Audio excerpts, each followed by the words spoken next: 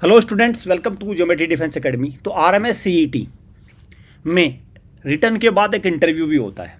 तो बच्चे घबराए रहते हैं इंटरव्यू को देख के कि भाई अभी तो इंटरव्यू है, पहले रिटर्न पास होगा फिर इंटरव्यू। तो यहाँ पे मैं लेके आया हूँ, अगर इतने नंबर हैं रिटर्न में तो इंटरव्यू का ज़्यादा असर नहीं होगा। मतलब वो कितने मार्क्स हैं, आपको रिटर्न में कितने मार्क्स लेके आने पड़ेंगे कि इंटरव्यू अगर ख़राब भी होता है, इंटरव्यू अच्छा भी नहीं जाता, तब भी आपका सिलेक्शन हो जाए। मतलब मैं आपको सामने इस वीडियो में ये बात डिस्कस करने वाला हूँ बच्चों कि हमें क्या कर, देखिए भाई मिलिट्री स्कूल में सिलेक्शन दो भागों में हो रहा है, एक तो रिटर्न प्लस इंटरव्यू। तो क्यों ना हम इस रिटर्न में ही अपने आप को सिक्योर कर लें। तो वो सिक्योरिटी क्या रहेगी रिटर्न में ही, सो दैट इंटरव्यू एकमात्र फॉर्मेलिटी हो इंटरव्यू, उसमें ज़्यादा वो मत हो। क्योंकि बहुत सारे बच्चे ऐसे होते हैं कि उनको रिटर्न की नॉलेज बहुत ज़्यादा होती है, उनको क्वेश्चन निकाल, लेकिन अपने आप को वो एक्सप्रेस नहीं कर पाते अच्छे से, वो घबरा जाते हैं इंटरव्यू में, वो अच्छे से बोल नहीं पाते। तो इसका मतलब क्या वो बच्चे सेलेक्ट नहीं होंगे?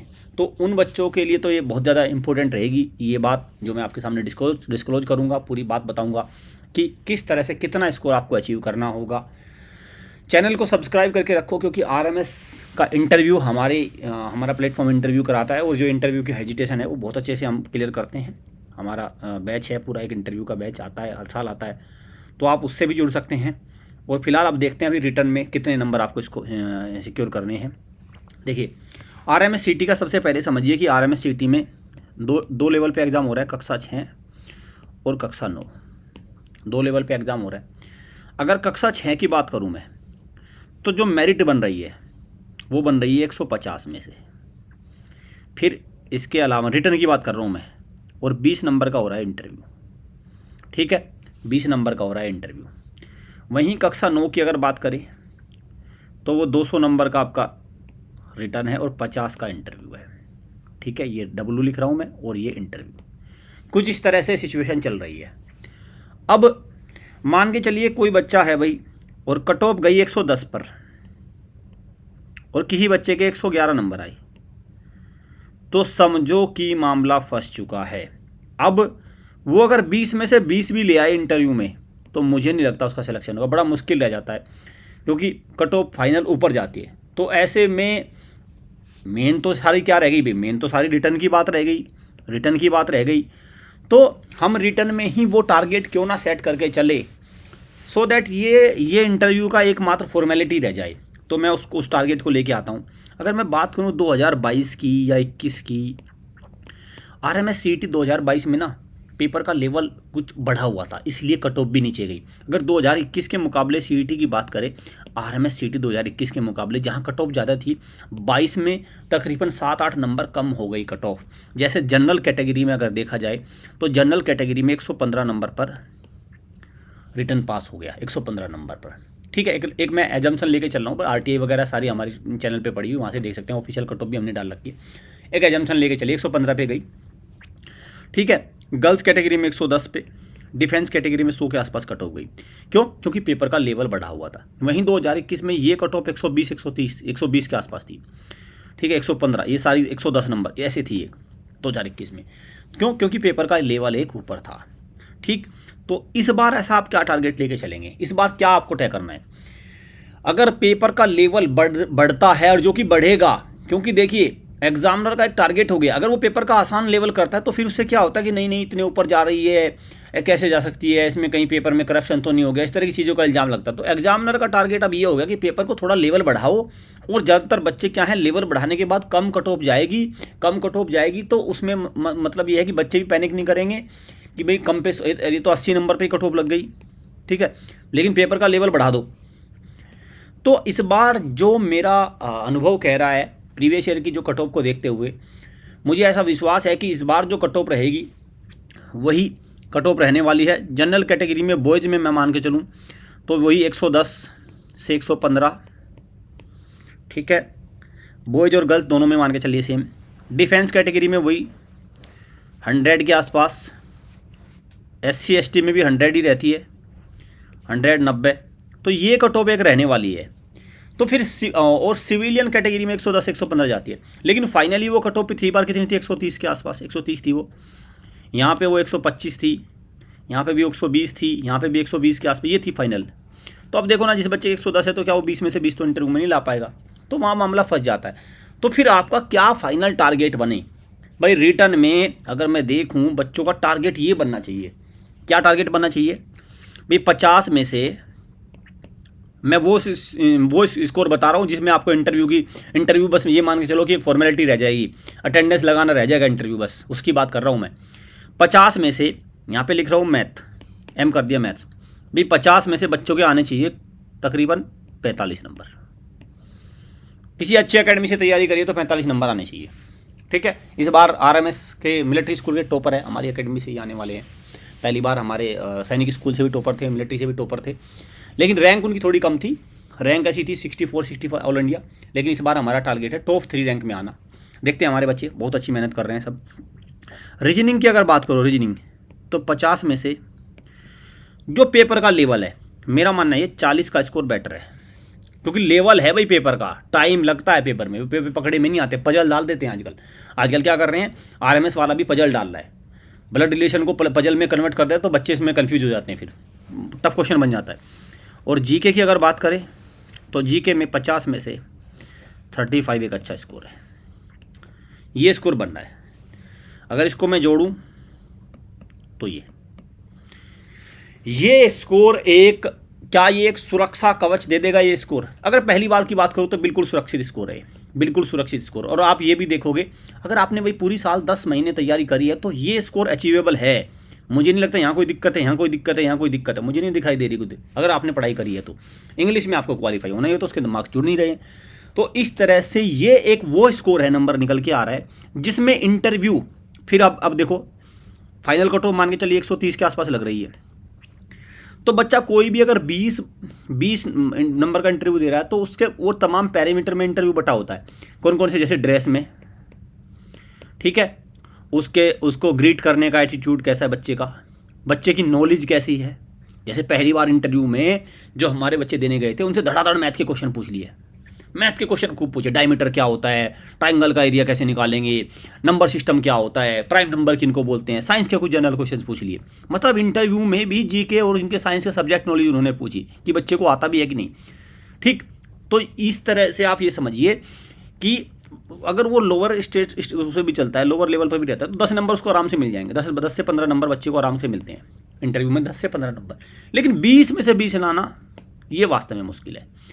तो यहाँ पे अगर मैं 120 का स्कोर ले रहा हूँ, उससे 10 से 12 नंबर मिल जाएंगे, हो गए 132, हो गया सिलेक्शन, हो गया ना सिलेक्शन। तो कक्षा 6 के लिए अगर मैं बात करूँ तो वो सुरक्षित स्कोर सिविलियन के लिए बात कर, फिर उसी अकॉर्डिंग आप सब कम कर लेना। सिविलियन में जिसमें इंटरव्यू का कोई मतलब नहीं रह जाएगा, 120 से 125। डिफेंस में 110 से लेके 115। गर्ल्स कैटेगरी में 115 से लेके 120। सिविलियन में गर्ल्स, ये बॉयज है सिविलियन में, BC सिविलियन लिख रहा हूँ, ठीक है। ये हो गया गर्ल्स सिविलियन। ये डिफेंस में बॉयज और गर्ल्स दोनों। SC और ST ये डिफेंस की बराबर जाती है इनकी कट ऑफ, SC ST की, तो वही 110 से 115। ये वो स्कोर है कि आपको, ये मैं वो स्कोर नहीं बता रहा हूँ जिसमें आपका रिटर्न निकल जाएगा, वो तो 100 नंबर पे निकल जाएगा डिफेंस वालों का, लेकिन उसमें फिर सिलेक्शन के चांसेस घट जाते हैं, फाइनल सिलेक्शन के चांसेस घट जाते हैं। लेकिन ये वो स्कोर है जिसमें सिलेक्शन होना ही होना है, मिलिट्री स्कूल मिलना है आपको। तो आप इस स्कोर का टारगेट लेके चलो, क्योंकि बच्चे यहाँ भी कंफ्यूज रहते हैं कि सर 100 नंबर हो जाए मेरे, किसी तरह काम हो जाए। भाई 100 नंबर से काम नहीं होगा, समझिए बच्चों, आप समझिए, 100 नंबर से काम नहीं होगा। 100 नंबर से तो सिर्फ आपको वहाँ पे एक इंटरव्यू देने का मौका मिलेगा, सूट सिलवाने का मौका मिलेगा, कोट बनवाने का मौका मिलेगा, ड्रेसअप होके जाओगे, लेकिन उसमें फिर मशक्कत ज़्यादा करनी पड़ती है, भाग्य के भरोसे ज़्यादा चलना पड़ता है। लेकिन यहाँ पे समझो आपका टिकट पक्का है, कंफर्म शीट है आपका मिलिट्री स्कूल की। तो आप कक्षा 6 में, मैं इसको और भी कर दूँ तो सिविलियन के लिए 120 से लेके 125 का स्कोर लेके चलिए। ये एक सम्मानित और ये फाइनल सिलेक्शन वाला स्कोर मैं आपको दे रहा हूँ, ठीक। ये कर दिया। अब मैं बात करता हूँ कक्षा 9 की। कक्षा 9 200 में से क्या स्कोर रहेगा, और 50 का इंटरव्यू है। इंटरव्यू यहाँ पे खेल कर रहा है, मैं इंटरव्यू को ये नहीं कहूँगा कि ज़्यादा इंटरव्यू खेल करता है, लेकिन 200 में से आपका जो स्कोर होना चाहिए, इसमें इंटरव्यू पे डिपेंड होना पड़ेगा। अगर कोई बच्चा कहता है नहीं मैं इसमें इंटरव्यू में डिपेंड नहीं होऊंगा, तो मैं ये नहीं मानता। इसमें बिना इंटरव्यू आप नहीं कर सकते। इंटरव्यू खेल करता है। RMS CET में इंटरव्यू है, क्योंकि देखिए 200 में से जो बहुत ही ज़्यादा पढ़ रहा होगा बच्चा वो 170 ले आएगा और 150 पे कट ऑफ गई है, तो आप रिटर्न में ज़्यादा वेरिएशन इसमें नहीं कर सकते। तो मतलब मेरा कहने का मतलब ये है कि इसमें RMS CET कक्षा 9 में ज़्यादातर बच्चे 150 से लेके 160 की रेंज में ही रहते हैं, तो मतलब 10 नंबर का वेरिएशन उनमें रहता है। तो अगर किसी बच्चे में 10 नंबर का वेरिएशन है तो यहाँ पे वो खेल कर जाएगा, कोई भाई 40 भी ले आएगा, कोई 20 भी ले जाएगा, कोई 25 पे, कोई 45 भी लाएगा, तो वो यहाँ पे खेल कर रहा है। तो एक बात तो ये हो गई रिटर्न का नंबर के, तो देखो रिटर्न का एडवांटेज तो पड़ता है, लेकिन इंटरव्यू खेल इसमें करता है। इसमें इंटरव्यू में भी आपको स्कोर करना पड़ेगा, तभी आपका सिलेक्शन होगा। खाली रिटर्न में आप एडवांटेज लेके, और एडवांटेज लेने की गुंजाइश नहीं है रिटर्न में, क्योंकि पहले ही कट ऑफ इतनी जा रही है भाई, 150 पे रिटर्न की क्लियर हो रहा है, 150-55 पे सिविलियन का 155 पे क्लियर हो रहा है, ठीक। तो ऐसे में पहले ही आप ये सोचो कि मैं रिटर्न में एडवांटेज कितनी 200 में से 155 नंबर लेके आना। और हाँ प्लीज़, ये मैं देखता हूँ बहुत सारे बच्चे डींगे फेंकते हैं, डींगे मत फेंका करो कि मेरे नंबर 180 थे, मैं तो 180 का करके आया था, मेरा सिलेक्शन नहीं हुआ। करके कुछ नहीं आए थे आप, अगर आप 180 करके आ गए होते तो आपका सिलेक्शन हो गया होता, ठीक है। वो बच्चा करके आ जाता है, उसका OMR शीट अपनी चेक करता नहीं, उल्टे सीधे गलत मार्क करके, उसको लगता है मैं तो सारे सही करके आया था। ऐसा होता है, सबके साथ होता है, सेंट्रल टेस्ट में बच्चों के साथ खूब होता है। वो अपना मार्क करके आ गए, उन्होंने अपना मिला लिए, पता नहीं कैसे गोले भर के आए हैं, उनको पता नहीं, वो चेक किया नहीं, फाइनली बस उनको सच मान लिया, ठीक है। बच्चों तो इस तरह की चीज़ों में नहीं पढ़ना आपको, तो आप मान के चलिए कि 150-55 ये है, और इंटरव्यू खेल करेगा।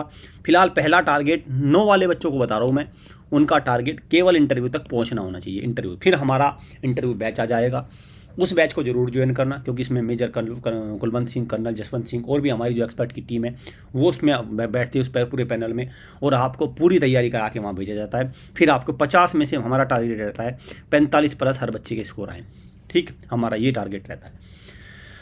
ये मैं उम्मीद करता हूँ कि वो नंबर निकल के आ गया। तो कक्षा 6 में मैंने वो नंबर दे दिया कि इंटरव्यू ज़्यादा खेल नहीं करेगा, और कक्षा 9 में भी मैंने बता दिया। अब सवाल ये है कि जो ये मैंने आपको टारगेट बता दिया, ये अचीव कैसे हो भाई 120 से 125? कोई ऐसा तो है नहीं मैंने लिख दिया और आपने पैसे अचीव कर लिया। देखो इसके वेरियस तरीके हैं अचीव करने के लिए। एक तरीका ये है, ये रहा वो तरीका, ये है, देख रहे हैं, ये तरीका RMS का सैम्पल पेपर्स। अब बच्चे कहेंगे सर इन सैम्पल पेपर से कितने क्वेश्चन आ जाएगा? भाई इन सैम्पल पेपर से एक क्वेश्चन नहीं आएगा, मैं कह रहा हूँ एक क्वेश्चन नहीं आएगा, हूबहू कोई क्वेश्चन नहीं आएगा। हो सकता है मैंने सैम्पल पेपर में आपसे पूछा हो कि नेपाल कितने राज्यों के साथ बॉर्डर शेयर करता है, वहाँ पे पूछ लिया बांग्लादेश कितने के साथ शेयर करता है।